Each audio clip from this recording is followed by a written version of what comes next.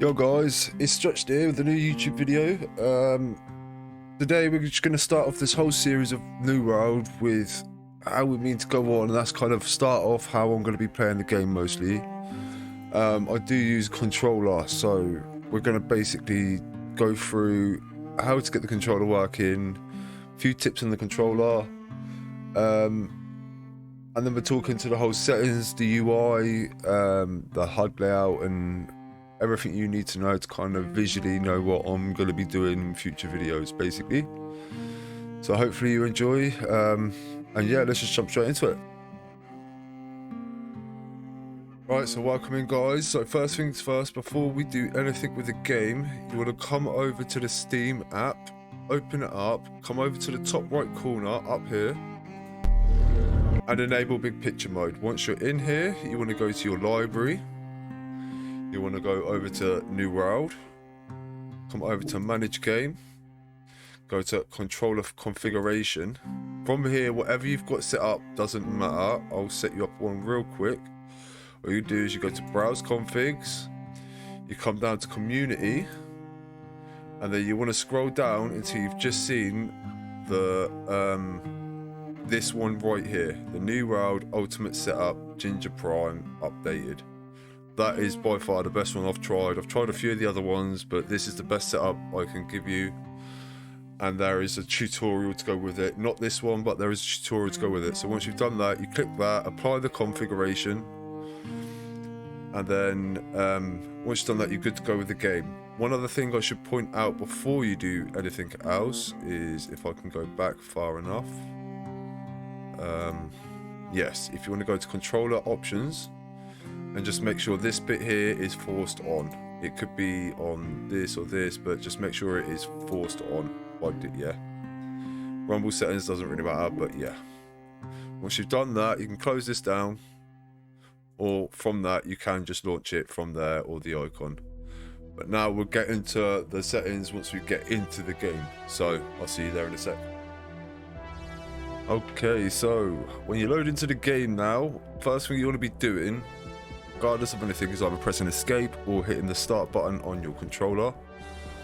Going over to the settings tab, I'm going to do this with my mouse just because it's easier, and go to the key binding section. And the first things you want to be doing is making sure you've got these 5 key bindings set up. So you want to make sure your auto run is set up to your middle mouse button, and you want to select your weapon ability 1, 2 and 3 and your interact button as Q, E, R and F respectively. You also, I should have said 6, you also want to change your swap active weapon to this icon here, which is located in the top left corner of your keyboard. Not the hyphen, which it could be confused with, but it's next to the 1 number or above the tab key. Yeah, you want to be changing all of them, and then once you've done that and you've got that controller config imported into the Steam, you should be ready to rock and roll with all the fun sort of controller advantages you can get. So obviously I can attack, I can block, I can attack. Oh, I've got my weapon sheathed, so unsheath it, I can block, I can attack, I can jump, I can crouch. Yeah, I will link in the description Ginger Prime's video on how to use this whole loadout, which you should go and watch definitely if you want to know how to use all the settings on this controller. Bear in mind I am playing on an Xbox controller and not on a PlayStation, but I am sure that he has set up a PlayStation controller config very similar. Okay, so once you've watched that video, you know how to navigate with the controller. We're going to hit up the settings menu, and we're just going to go through the last of the settings, and we'll go through all the menu. We'll go through the rest of the HUD, what you can see on the screen here, and we'll go through a few other little menus that you might want to look into before getting this game, or if you have already got this game, a few tips here you might want to know. So first things first, we're going to go over to the settings tab, and although we've done our key bindings, we're going to come down now to preferences. Again, most of these are all optional, although there is one I would highly suggest enabling to high if you can afford it, which should just basically prioritize this game with whatever internet's coming to it, basically. Yeah, you can look through them as much as you want. We're going to go to the gameplay tab now. Most of these are basically whatever optional to you, but there are a few I would suggest turning on or off or whatever.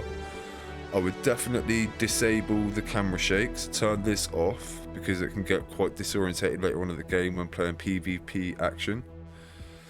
I would have always show reticle is on. I would have always show weapons on. Always show extra abilities, cooldowns on. Floating damage numbers I would have on. Auto traverse I would have on. And the rest of these are pretty much specific to whatever you want. They're all targeted and auto pin sort of options you can look through at your own sort of time and figure out your own sort of layout for that. Sorry about that. Moving on to visuals, I would highly suggest you play this game in full screen mode and put the resolution to whatever resolution your monitor is on. I would keep brightness at about 50 and contrast only about 52, just because it looks pretty good on my screen, so I don't think I need to mess about with that too much. I would suggest your field of view, turn this maximum. Turn this as high as you want, because you want to get as much basically, well, field of view as you can to get as much distance you can see. From here on out, this is pretty much whatever's your computer can kind of handle. You're playing this game on, so I've got mine on high because I think I can handle it. But you've got a drop down menu here with a few custom sort of loadouts for your graphics, or you can make your own and edit whatever you want, high, low, etc, etc. The rest of this, you can clearly see all of the options you have here. I would also cap your FPS at 60 FPS for now, because I don't think it's much benefits for going above that, to be honest. Onto your audio, again, this is very user specific, shall I say, so it's whatever you want, but one thing I would suggest you do is put your output configuration to headphones if you're using headphones, or obviously home theater if you're using just a normal speaker set around your computer. I'm using headphones, I've got mine set to headphones. Again, you can mess about with these to your heart's content, and similar with communications. One option you do have here is you can change your voice chat mode to either enabled, so you can hear the whole sort of Eternum community shouting at you because it's got proximity enabled chat, or which I would suggest is you can set it to group only, so it's only people in your group you can hear, saves all the background noise of all the characters you can hear if you're walking past. Also, it might be worth having a toggle button to toggle your voice on and off, so if you are walking about and traversing Eternum, you can just toggle it on if you want to talk to someone real quick. Your social settings are pretty much non-existent, I don't seem. But your accessibility options are all here, so if you are colourblind, etc, etc, you can change all of this. And that's pretty much all the settings to worry about. Okay, so moving on, we're going to talk about now some actual just general menus out here, and then I'll get into some HUD layout and UI sort of settings. So the first tab we're going to look at is going to be the map. Again, you can use your mouse to scroll in and scroll out. You can move it about by clicking and holding it. Certain icons you'll learn about. This is going to be your main quest icon. These are going to be landmarks you're going to want to look out, but all of these icons you'll learn about throughout the game. You've got a few tabs on the side here for your objectives. You can obviously reorder whatever objectives you want to however you want to reorder them. You've got resources. To find resources, you've got this sort of tab here, so if you're in a certain location, rocky area, you ain't going to get nothing there. Sandy area, you might get some flint, etc, etc. And your territory standing, these are all the towns within Eternum, and these are all the sort of territory standing you're going to be building up throughout your time playing this. Again, I'll talk to more about them sorts of things within different videos, but for now I'm just showing you the overall menus of this game. You can filter whatever you want to see here as well, and the little filter options here. And you can also click down here for your chat menu to pop up. I'll talk to that in a minute, but yep, from now we're just going to click on the journal, second, third icon in. And now this is split up to 2 different tabs. You've got objectives and documents. You'll spend quite a lot of time looking at these objectives because these are going to be where you're going to be earning your XP and progressing through the game. You can pin recipes here to come look at when you've got pins, just so you're not looking everywhere where you've pinned them, or what sort of craft you want to craft. Similar locations. You can pin and unpin objectives with this little marker here to show and to hide on your overall HUD layout. So I've got one pinned now, which is the main story quest here. But if I unpin this, hit escape, it's gone off the top corner, as you can see up there. And again, if I come back to the journal, re-enable it, it is showed up again. Okay, so that's the journal. That's the objective side. Documents. As you traverse the Aeternum, you're going to find loads of tales of all sorts and little notes and lore, basically. It's worth picking them up because every bit you find is worth a little bit of XP, and the lower levels you are, they add up quite a bit, basically. So it's free XP and it teaches you more about the lore of New World. Moving on to the character. Over on the left hand side you've got the bio section, and this is basically where you're going to find out your character will fill all of this out as you play. You'll find out your territory bonuses, your titles you'll build up when you get some achievements, your company when you join a company, etc, etc. Moving on to attributes, this is where you start to build up your weaponry sort of loadouts and what weapon you want to use to build up which sort of character you want to be, if it's going to be a DPS, a healer, etc, etc. You can build up all of these stats. I'll be going into all of these more in depth in other videos. Moving on, you've got weapon mastery. Now these are all of the weapons currently available in New World. Underneath, just behind my head here, the one you can't see is called an Ice Gauntlet, and yeah, that's pretty badass. It's one of the top sort of meta weapons, if I'm honest. Yeah, you can flick through all of these. You've got all different attributes. It will tell you everything you want to know, just hovering over it. Moving on to trade skills, again, you'll spend a lot of your time building all of these up, and these all go up to level 200, should I say. I forgot to mention that your weapon mastery, although these are all at 1, my sword and shield's at 2, these all go up to 20, I think. I'm not 100% sure on that, but I'm pretty sure it's only 20. Trade skills and all of these other skills go up to 200 each, so you're going to be spending a lot of time building up all of these levels. And again, over here you've got all your achievements that you will have basically earned throughout playing Aeternum. Now obviously this is just a startup account, I'm just showing you just to show you some settings, so I've got nothing on here really. Okay, but that's the whole character sort of slot. With your attributes, as you can see here, you get attribute points. I could increase this by 2, and then etc, etc, but I won't do that now. Moving on, in the menus you've got a store section, and you can spend your days here just buying stuff and flicking through whatever you want, etc, etc. And that's basically going to be it, other than your company, which is basically, you'll find that out playing the game as well. I don't want to ruin too much for you by going telling you too much about the game. I just want to show you the overall menus here.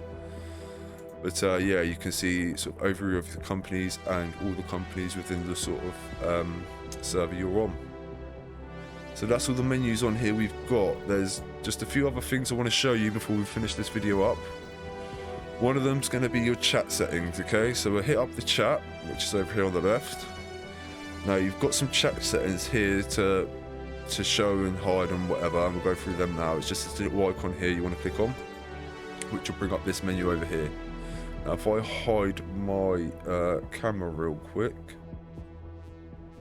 you'll be able to see all the settings you could want. Okay, so as you can see here, you can change the sizes, you can change the fade delay when they appear to how long they go away. The background, if you want to hide this, so you've not got you've got a filled in background, or you can have complete transparent background. Again, you can do that with the gameplay, so you see it, you don't see it when you're playing the game, that is. You've got all these other settings you can mess about with, and over here you've got your channel settings, so you can filter out what you want to be seeing as you're playing the game and what you don't want to be seeing. You can have everything muted so you can't see any of your chat whatsoever.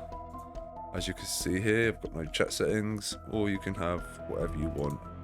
Alerts will prompt up at the top once you've got one, and it will come up blue down as a little icon down here. And that's pretty much the chat settings you want to keep an eye on. The only other menu there is to really worry about, which you're going to be spending another lot of time doing, and I'll just turn my camera back on, sorry about that. Alright, the only other setting you want to worry about now is going to be your inventory, right, which is here. Now, this will show you all your armor, your weapons. This will show you what equipment and consumables you've got equipped. All the stuff you're going to need throughout a turn. This is where you're going to find it. As you gather stuff, this will go into your inventory here. Like with these boots right now, I've picked them up from somewhere. I can go and equip them, and now I've got more armor. I'll go through more videos about armor, weapons and all that in future videos, but for now I just want to show you this menu. Down at the bottom here you've got an option to repair everything within this loadout here, or you've got an option to browse whatever skins you've got within your library of shop bought stuff, should I say. And that is pretty much all the settings and loadouts I want to show you. Now this is obviously your HUD. You can completely clear this, so you've got nothing on it. If you hold Alt and press the H key, you've got a pristine clear HUD without nothing but the beautiful scenery to look about with. Bringing it back, there's the only other settings you want to be watching. The only other things you want to be watching out for on this is going to be your compass right at the top of the up at the top of the screen there. That is going to show you where your next objectives are and all sorts of information which you're going to really need to know as you head out through Aeternum. Which, if I'm heading now, as you can see, I'm heading towards my mark. I need to head towards the main quest. Or yeah, so you get very familiar with that compass. And now just underneath me, which, let me just move my camera real quick. Apologies for this.